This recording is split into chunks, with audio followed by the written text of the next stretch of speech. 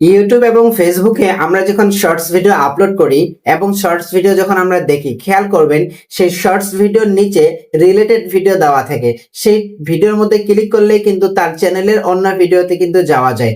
এই সিস্টেমটা আপনি চাইলে ফেসবুক এবং ইউটিউবে দুই জায়গায় ব্যবহার করতে পারবেন। প্রথমে আমরা জানবো ফেসবুকে রিলসের মাধ্যমে কিভাবে রিলেটেড ভিডিও দিতে হয়।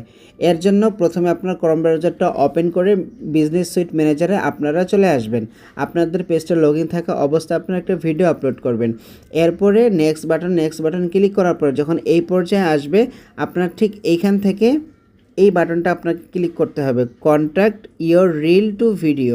এইখানে যখন আপনি ক্লিক করবেন, দেখেন আপনার বড় লং ভিডিওগুলো শো করতেছে। এখান থেকে আপনি আপনার ভিডিওটা সিলেক্ট করে দেন, দেওয়ার পরে ডান করে দিলেই আপনার ফেসবুকে রিলেটেড ভিডিও দেওয়া হয়ে যাবে।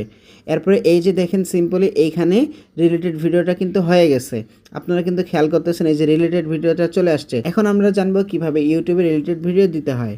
ইউটিউবের শর্টসের মাধ্যমে রিলেটেড ভিডিও দেওয়ার জন্য আপনাকে প্রথমে ভিডিওটা আপলোড করে নিতে হবে, টাইটেল হ্যাশট্যাগ দিয়ে দিবেন। দিয়ে দেওয়ার পরে নিচে দেখেন আপনারা রিলেটেড ভিডিও, এখানে একটা কথা আছে, এই রিলেটেড ভিডিওতে আপনাকে ক্লিক করতে হবে। তো দেখেন আমি রিলেটেড ভিডিওতে ক্লিক করার পরে আমার সবচেয়ে যে ভিডিওটা ভাইরাল বেশি সেই ভিডিওটা আমি এখান থেকে ক্লিক করে দিলাম। আমার এই ভিডিওটা আমাকে এখন দেখাবে রিলেটেড ভিডিও হিসাবে। এরকম টিপস অ্যান্ড ট্রিক্স পেতে আমাদের পেজটি ফলো করে রাখুন।